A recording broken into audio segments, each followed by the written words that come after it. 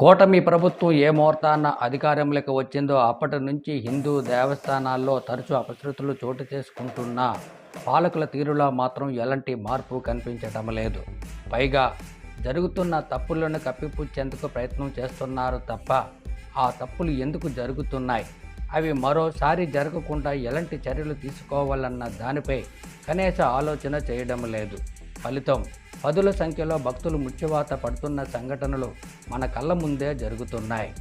మనుషులతో రాజకీయం చేయొచ్చు, కానీ దేవునితో రాజకీయం చేయకూడదని కనీస స్పృహ లేకుండా కూటమి ప్రభుత్వంలోని నేతలు ముందుకు సాగుతున్న విధానాలపై భక్తుల నుంచే కాకుండా హిందూ హితాన్ని కోరుకునే ప్రతి ఒక్కరి నుంచి కూడా తీవ్ర ఆగ్రహం వ్యక్తమవుతుంది. చంద్రబాబు ప్రభుత్వంలో హిందూ దేవాలయాల్లో పవిత్రతకు భంగం కలుగుతుందన్న అపనమ్మకం ప్రతి ఒక్కరిలోనూ నాటుకుంటుంది. దీంతో స్వామివారిని దర్శించుకునేందుకు వెళ్ళాలా లేదా అన్నది భక్తులు ఒకటికి 10 సార్లు ఆలోచన చేస్తున్న పరిస్థితి నెలకొంది.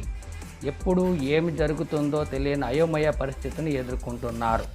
భక్తులు భయాందోళనల నుంచి బయటపడాలంటే కూటమి ప్రభుత్వం భక్తుల్లో నమ్మకం కుదిరేలా పక్కా ప్రణాళికలతో పాటు పగడ్బందీగా ఏర్పాట్లు చేపట్టి ఎలాంటి అపశృతులు చోటు చేసుకోకుండా చేయగలిగితే కొంతమేర విజయం సాధించినట్లే.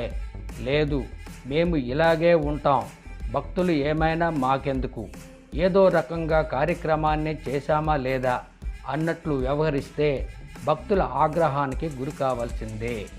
మొన్న తిరుమల తిరుపతి దేవస్థానంలో టికెట్ల కౌంటర్ల వద్ద ఏర్పడిన తొక్కిసలాటలో 6 భక్తులు మృతి చెందిన విషయం తెలిసిందే.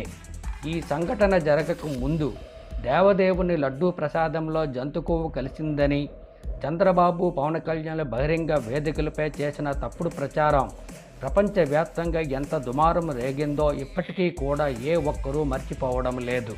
పైగా ఆ తప్పును కప్పిపుచ్చేందుకు చేసిన ప్రయత్నాలను ఏపీలోని ప్రజలే కాదు, దేశవ్యాప్తంగా ఉన్న ప్రజలు కూడా గమనిస్తున్నారు. సిట్టు వేసి నిజాయితీని చూపించుకునే ప్రయత్నం చేశారు. అయితే వేసిన సిట్టు ఏమైందో, చేపట్టిన విచారణలో తేలిన అంశాలను ప్రజలకు చెప్పే ప్రయత్నం కూడా చేయడం లేదు.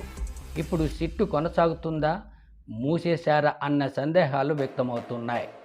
తిరుపతి లడ్డూ వివాదం, టికెట్ల కౌంటర్ వద్ద తొక్కిసలాట్లో మృతి చెందిన 6 భక్తుల సంఘటనను మరవక ముందే మళ్ళీ విశాఖలోని సింహాచలం శ్రీ వరహాలక్ష్మీ నరసింహస్వామి చందనోత్సవంలో స్వామి నిజరూప దర్శన నిమిత్తం వచ్చిన భక్తులపై గోడ కూలిపోయి 8 మంది మృత్యువాత పడిన ఘటన దేశవ్యాప్తంగా కలిచివేసింది.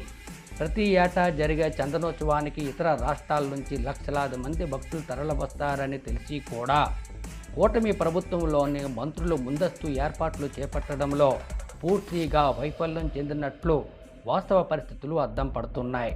నష్టం జరిగిపోయిన తర్వాత స్పందించడం కాదు, ఆ నష్టం జరగకుండా ఉండడానికి ముందస్తుగా కట్టుదిట్టమైన ఏర్పాట్లు చేపట్టాలన్న కనీస ఆలోచన చేయకుండా బాధ్యతాయుతంగా హోంమంత్రి అనిత చేసిన వ్యాఖ్యలు తీవ్ర చర్చకు దారితీస్తున్నాయి.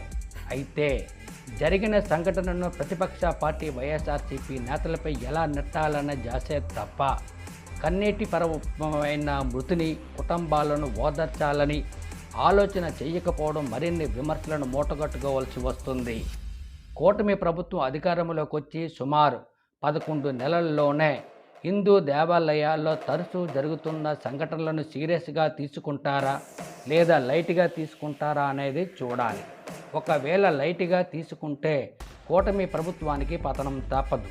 ఎందుకంటే దేవునితో రాజకీయాలు చేసేవాడు కాలగర్భంలో గలిసిపోయిన సంఘటన కోకొల్లలు. వాటిని దృష్టిలో పెట్టుకొని కూటమి ప్రభుత్వంలోని నేతలు బాధ్యతగా వ్యవహరిస్తూ హిందూ దేవాలయాల పవిత్రతను కాపాడాలంటూ భక్తులు కోరుకోవడం కొసమెరుపు.